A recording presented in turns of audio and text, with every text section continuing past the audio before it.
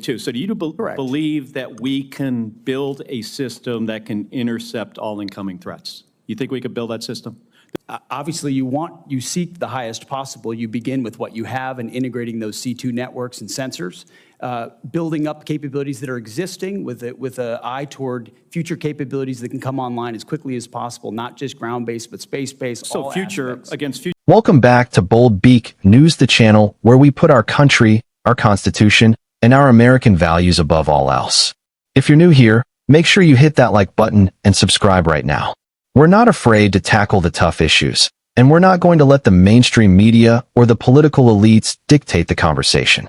If you believe in a strong America, if you believe in accountability, and if you believe in putting American citizens first, you're in the right place. Senator Kelly. Thank you, Mr. Chairman. Mr. Secretary, I want to talk about the proposed Golden Dome missile defense system. There's a request to spend $25 billion in this year alone. First of all, is this system designed to intercept a full salvo attack? Senator, it's a multi-layer system that would include different types of salvos. Obviously, so it's not just Rogue Nation. Okay. Well, it's meant to. Yes, it's not meant to be just one nation. It could be utilized in against Russia scenarios. and China, full salvo. So what kind of reliability are you aiming to build into the system? Are we looking for something like 4 nines on intercept success? 99.99% reliability?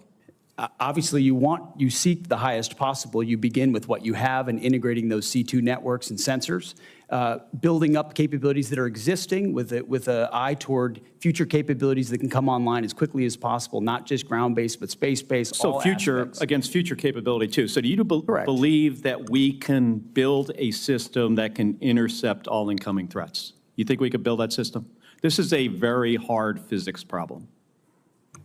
You would know as well as anybody, sir, how difficult this problem is, and that's why we put our best people on it. We think the American people deserve it. So let me tell you what I think we're facing here. You're talking about hundreds of ICBMs launched simultaneously, varying trajectories, MIRVs, so multiple reentry vehicles, thousands of decoys, hypersonic glide vehicles, all at once.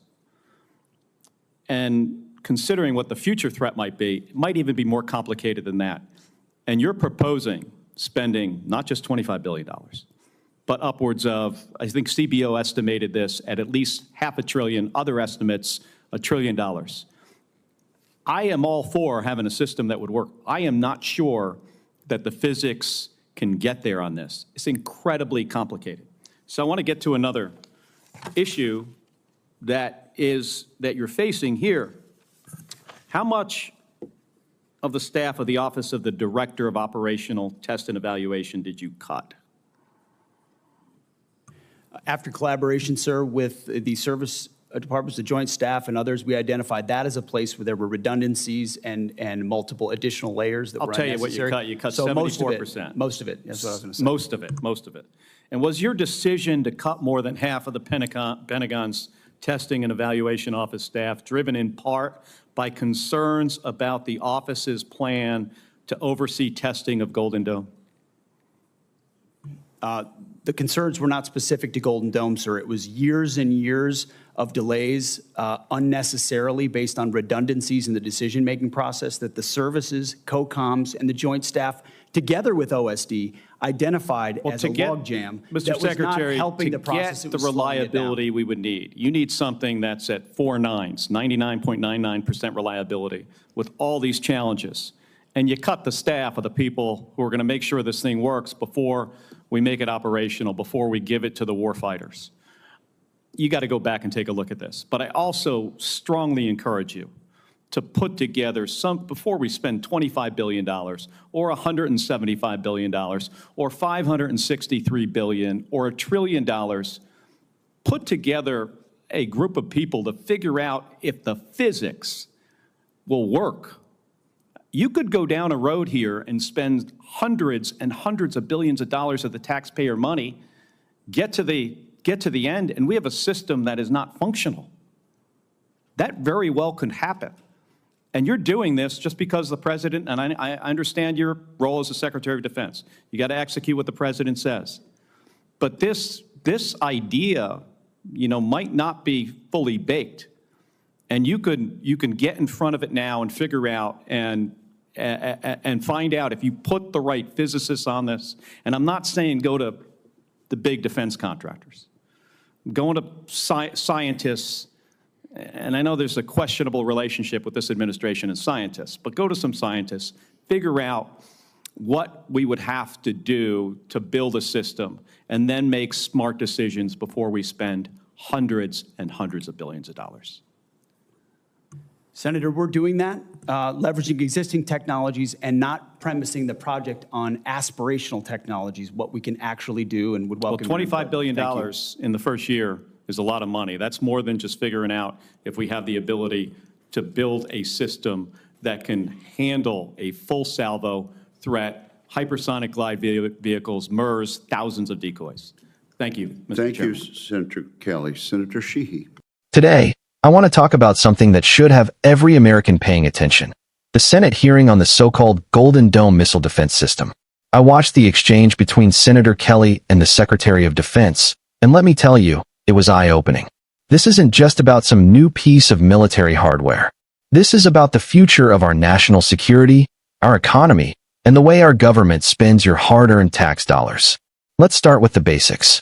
The Golden Dome missile defense system is being pitched as the next big thing in American defense. We're talking about a multi-layered shield, supposedly capable of protecting us from not just rogue states, but from the full might of countries like Russia and China. The price tag? $25 billion for the first year alone. And that's just the beginning. The Congressional Budget Office says this could easily hit $500 billion, maybe even $1 trillion. That's money we don't have, being spent on a system that, frankly, might not even work as advertised. Now, as a patriotic American, I want the best for our country. I want our military to be the strongest in the world. I want our families to sleep soundly at night, knowing we're protected from any threat. But here's where I start to have a problem. Senator Kelly asked some tough questions, and the answers he got were less than reassuring. The Secretary of Defense admitted that building a system that could intercept hundreds of ICBMs, each with multiple warheads and decoys, is, and I quote, a very hard physics problem. No kidding. We're talking about a scenario where our enemies could launch hundreds of missiles, each splitting into multiple warheads, with thousands of decoys and hypersonic glide vehicles thrown into the mix. The system is supposed to be 99.99% reliable. That's a tall order, even for the United States of America. But it gets worse. The very office responsible for testing and evaluating whether this system actually works, the Office of the Director of Operational Test and Evaluation, just had its staff cut by more than half. That's right. The people who are supposed to make sure this isn't just a $1 trillion boondoggle are being shown the door. The Secretary claims it's about redundancies, but let's call it what it is, gutting oversight. If you're going to spend this kind of money, you'd better have the best and brightest making sure it works. Cutting the oversight is the exact opposite of what we should be doing. And let's talk about the defense contractors for a minute. You know as well as I do that these companies are already lining up for their piece of the pie. They see dollar signs, not national security. And too often, our politicians are more than happy to hand them blank checks, especially if those checks come with campaign contributions and cushy post-retirement jobs. That's not how you defend a nation. That's how you waste money and put American lives at risk. Senator Kelly made a great point. Before we spend a single dollar more, we need independent scientists, real experts, not just defense industry insiders, to take a hard look at whether this is even possible. We need to know if the physics works, if the technology is there, if this isn't just a pipe dream. Because if it isn't, we're not just wasting money. We're putting our country in danger by betting our security on a fantasy. Let's not forget history. How many times have we seen the government throw money at a problem and end up with nothing to show for it? The F-35 fighter jet program is a perfect example. Billions over budget, years behind schedule, and still not delivering what was promised. We can't afford to make the same mistake with missile defense. This isn't just about dollars and cents. This is about our survival as a nation. Now, I know there are some out there who will say, well, we have to try. We can't just do nothing. I agree. We need to invest in our defense. We need to stay ahead of our enemies. But we also need to be smart. We need to demand accountability. We need to make sure that every dollar is spent wisely, that every system is tested and proven, and that we're not just padding the pockets of defense contractors while leaving our country vulnerable. Here's what I think needs to happen. First, Congress needs to hit the brakes on this spending spree. No more blank checks. No more rubber stamping whatever the Pentagon asks for. We need real oversight, real accountability, and real results. Second, we need to bring in independent experts, people who don't have a financial stake in the outcome, to review the science, the engineering, and the feasibility of this system. If it can work, great. Let's build it.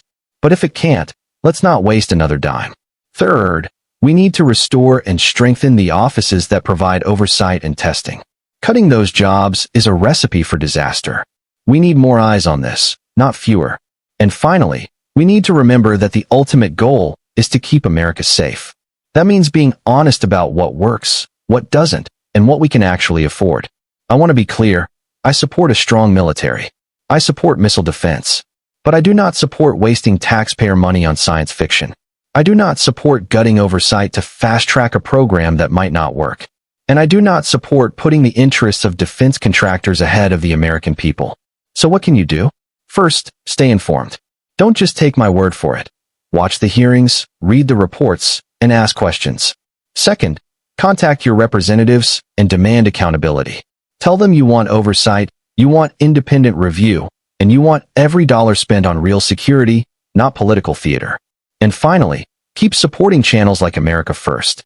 We're going to keep speaking the truth, no matter who it upsets, because that's what this country needs right now. If you haven't already, hit that like button, subscribe to the channel, and share this video with your friends and family. Let's make sure every American knows what's at stake. Together, we can hold our leaders accountable and keep America strong, safe, and free. Thank you for watching. Thank you for standing up for America. And as always, God bless you and God bless the United States of America.